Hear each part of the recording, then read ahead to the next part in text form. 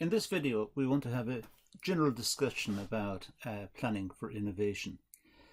Now, I pointed out in one of the related videos that this may seem a mismatch. There may seem to be a problem here in terminology, planning and innovation. We consider innovation to be associated with entrepreneurship, generally speaking. Innovation's about newness. It's about bringing something new into existence. And as such, it normally arises in our heads. We normally think about things. We think about some change we can bring about, which will be an improvement on the existing system. It might be a new product or a new way of production or a new way of marketing or something new. That's what we associate to be innovation. So planning for it, planning for something that arises in our head, seems to be a mismatch. There seems to be a problem there. It's very difficult to plan for just some new idea we get. We can't, generally speaking, sit down and think, today we're going to get a new idea. It doesn't happen like that. It simply happens or it doesn't happen. So planning for innovation seems somewhat strange. However, what we mean by it in the context of the classes we're running here is that planning is how we deal with innovation. Once we've got an idea, how do we plan to implement it? And how do we plan to test whether it's a good idea or not? After all, we get lots of ideas. Some of them are good, and some of them are not so good. So having an idea is one thing. Having an idea which leads to commercial application and to profitability and improvement in consumer experience and general overall welfare of the organization and of consumers, that's a different case. So here we're talking about planning after we've had an idea. We've got the idea. It generated in our heads. We thought about a situation. We think of an improvement, and now we're going to implement it. So that's what we mean by planning innovation. And I think it's important to make the distinction right at the outset. Now, there are several videos on planning innovation based mostly on the work of Kumar that are worth looking at. They are important videos because they give us a framework within which we can analyze the whole process of innovation. It's not an easy topic. It's somewhat sophisticated, as you would expect, but it's worth looking at and studying because it's such an important idea. We know that we live in a world that's typified by innovative thinking. Constantly we're bombarded with new ideas, new technologies, new ways of thinking, ranging from social media to general computer networks to saving files online. All of these are new. We have it in television, we have it in radio, we have it in cars, we have it in the home, we have it at work. So all the time we're getting bombarded with innovative ideas. So it's important for us to understand it. And it's also important for us, if we are in an organization that's implementing innovation, to understand the planning process that's necessary to bring about successful innovation. And that's what this video is about, as well as the previous ones. So let's, having said all of that, let's get started with this video. Now, organizations must continue to innovate in order to grow and sustain their competitiveness within the industry. If organizations don't innovate, by and large, they go out of business. They cease to be businesses. They become ex-business. It's important for organizations to keep abreast of what's happening in the world in terms of customers' expectations and also the technologies that apply within the business, and looking at product innovation to suit the market, looking at the ways in which products can be produced and where they're produced. We've seen a rapid increase in outsourcing production to even to other countries over the last few years. That trend may continue, it may stop, it may be reversed, it may go to a different country. It's a very fluid situation, but it's important for us to understand it if we are to understand the world in which we live. Particularly if we're engaged in business, we need to understand the business world in which we exist. Planning for innovation must be embedded within the business strategy and business plan. It's so important. It can't be just left to happen. It's not just a case of someone gets a good idea and we may or may not run with it. We may or may not adopt it. Good ideas, if they're good, they should be implemented. But there needs to be an evaluation process. You can't just take any idea and think that's an idea, let's do it. It has to show potential. It has to be tested. It has to be argued, debated, discussed, analysed. Maybe prototypes of the suggestion have to be made. Perhaps other experts have to be involved, expert opinion. Focus groups from customers, drawn from customers, needs perhaps to be formed and their opinions sought. There's a whole process of trying to work out whether an idea is good or not. Not just simply that somebody has an idea, let's do it. Somebody has an idea, let's test it. Let's test to see if it's a good idea. If it is a good idea, it may be implemented, providing the resources are available and there is real potential in the idea to generate profitability down the line. If it's not the case, it's just an idea. At least it was examined and then perhaps rejected. But it's important that ideas, if they are accepted, they're embedded within the business strategy and the business plan and then acted upon, then perhaps implemented.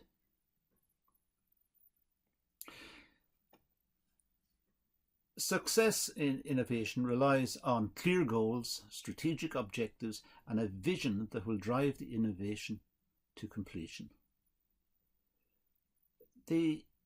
Having an idea, an innovative idea, is good, but there must be clarity about it. It must be capable of being communicated.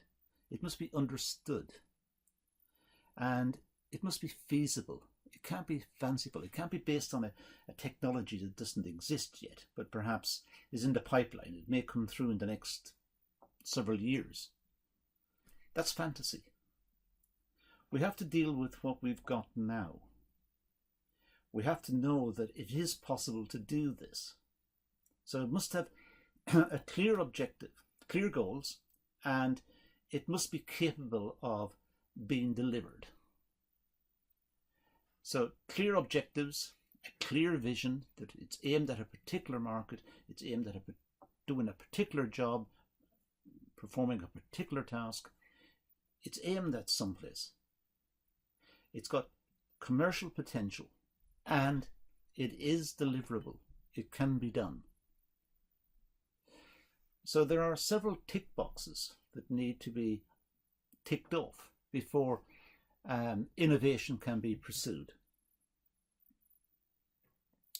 Now, excuse me, a basic outline for an innovation plan. Well, from a commercial aspect, innovations are only successful if they hold profit potential. That's the commercial end. Companies will only do it if there is profitability at the end. There must be a reward for being inventive. Some people are innovative because they're interested in mankind and promoting mankind. And a lot of research is conducted by the non-profit sector. A lot of research is conducted by institutions and by professions to help mankind. A lot of medical research, for example, and medical thinking, quite innovative. And it's designed to help mankind. It's not done for profits or profits per se. Of course, the drug companies may be researching different types of treatment, different types of drugs to address illness, and they're doing it for commercial purposes. But a lot of research is not. We know this, and particularly academic research and research within professions. But the majority of companies undertake research and undertake innovative thinking because they're looking for profit. They're looking for a way of outcompeting their rivals in the market. They're looking for a way of attracting new customers, more sales, and hence greater profitability. So there is an incentive, a commercial incentive, to innovate. In order to assess potential, organizations must look at the current market condition and look at the competition in the market. Know, for example, who the competitors are and how the competitors will influence the innovation. Look at the competitors' products, their prices, their culture, the culture of the company, the stakeholders, and look at their unique selling point. What is it that competitors have got that others haven't got? It might be a particular design, which they have protected by patent or by copyright. It might be a particular process that they have got an expertise in and others find it difficult to copy. Whatever it is, look at the competitors. See what the competitors are doing. And based on an analysis of that, look for something that would perhaps improve on their product. And this is what we experience a lot of the time in marketplaces. We see an idea come out and then others bring out similar ideas but improved. And that's them innovating the original idea. So somebody gets an idea for a cordless vacuum cleaner. A vacuum cleaner that's essentially electric, it's driven by battery, it doesn't have cords, so it's easy to use around the house, and put it on the market. And a competitor may look at it and think, we could do the same, except we can add a light to it so people can see, they can vacuum in dark places. So now we have a cordless vacuum cleaner, but one with a light. Now someone else may come along and say, well, we can do a cordless vacuum cleaner with a light and we can add an extra function to it, whatever that is. That's their innovation. And that's how, in a way, markets develop. So look at the current competition, look at what current companies are doing and see what can be done to add to their product range. Look at the trends in the market. What are the current trends in a particular industry and how did they impact on the innovation plan? What are customers interested in currently? What's the fashion at the moment? What are they looking for in the market? Now, this doesn't have to be final end consumers. This could be companies that buy in products from other companies. But what do the companies look for? Maybe sometimes it's something straightforward. They're looking for a regular supply, reliable supply, delivered on time, competitive prices, good quality inputs. Or it could be they're looking for the suppliers to process the inputs in a particular way that cuts down their work on their end. Could be. It could be the financial arrangements between companies, one buying from another, and the one selling is able to extend the credit by a couple of months or whatever, and that will give them a competitive advantage. So look at the trends in the market. What's happening? And see if there is something that can be done with an existing product range within a company that can pitch it in the market and it will be received favorably by customers because they will see it as innovative. Now, a basic outline for an innovation plan. Well, in order to assess potential, organizations must build customer relationships, understand and communicate effectively with customers, will ensure that effective research into customer needs, wants, behaviours is picked up, and this enables more effective innovations. So having a good relationship with the customers. Now this may come about through good marketing, a good marketing team who knows the customers, who know what the customers want, who are in touch with the market, in touch with sellers in the market, in touch with final customers in the market. And from their context, they're able to feed back to the organizations. This is what customers are saying, this is what they're looking for, and that may be the start of the innovative process. When the company tries to set out to come up with ways to satisfy the customer's requirements. That could be a form of, or a source I should say, for innovation. The feedback from the marketplace. Also look at stakeholders' involvement. Innovative ideas can come from suppliers and business partners. Now these may be stakeholders, people interested in the business. Involvement of stakeholders can help generate creative ideas. It may be that a company is supplying another company with raw materials, but then they think their raw materials could be used for that purpose, but also for a different purpose. And they may communicate that to a company that they're supplying to, give them the idea, so that they will now go into making this new product, and of course thereby demanding more of the raw materials from the original company. So the stakeholders are supplying ideas. And even the stakeholders in terms of the local community. The local community may think they want the business to look at different forms of energy consumption and forces the business into looking at different forms of energy sources. And it may lead to more emphasis on renewable energies, which may be long run cheaper. It may involve a high investment at the start, but the company thinks down the line it will be a cost saving. So in other words, innovation can come from a variety of sources, from the customers and from the stakeholders. Now, a basic outline for the innovation plan. Well, planning innovation requires the following consideration. How will the innovation impact on business processes and practices?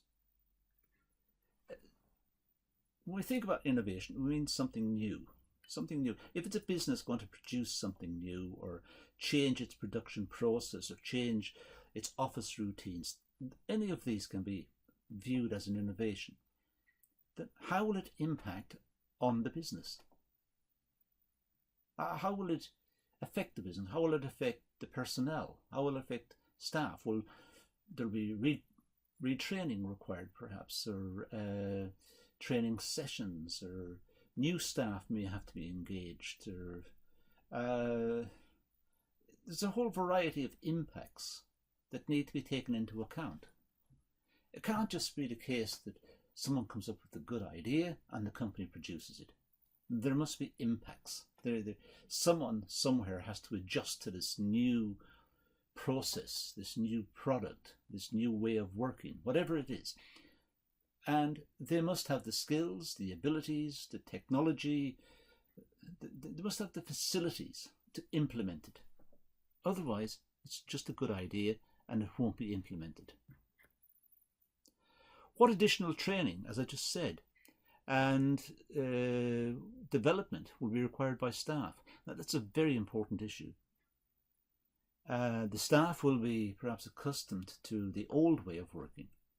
Now it's been innovated, they'll have a new way of working. Well, they need to be updated. It might be a new LAN, a local area network, that the company has set up to facilitate communications throughout the company or handle particular processes. Well, the staff need to be trained in this. They need to have an expertise.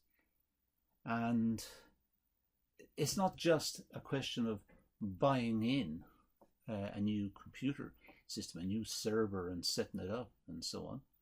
The staff must know how to use it, otherwise it won't be implemented.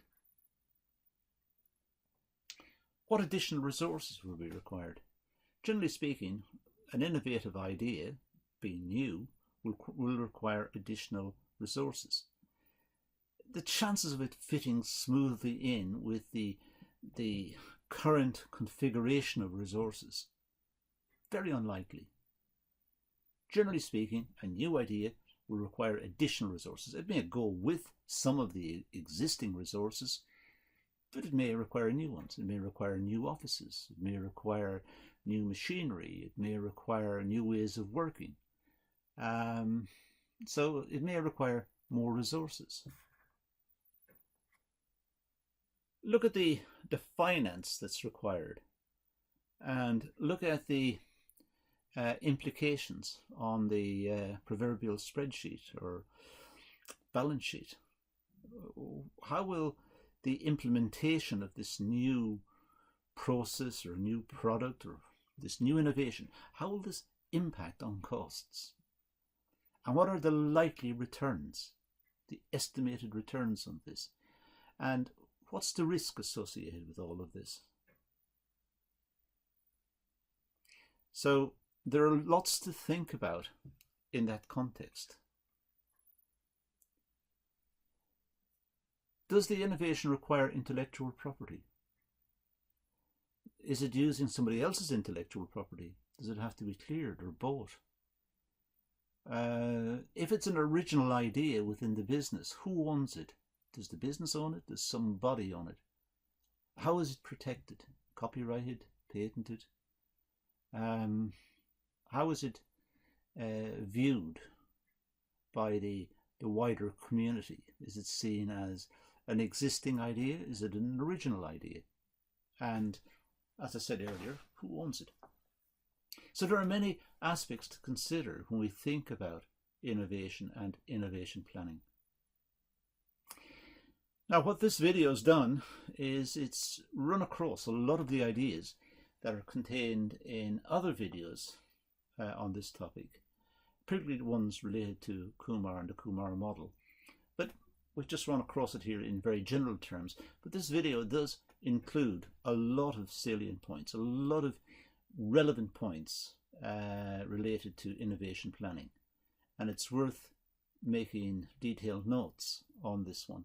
And it is a summary exercise based on Kumar thinking, which is in the other videos that I've mentioned. But that's all we're going to deal with here, so let's leave it at that and say thank you for watching.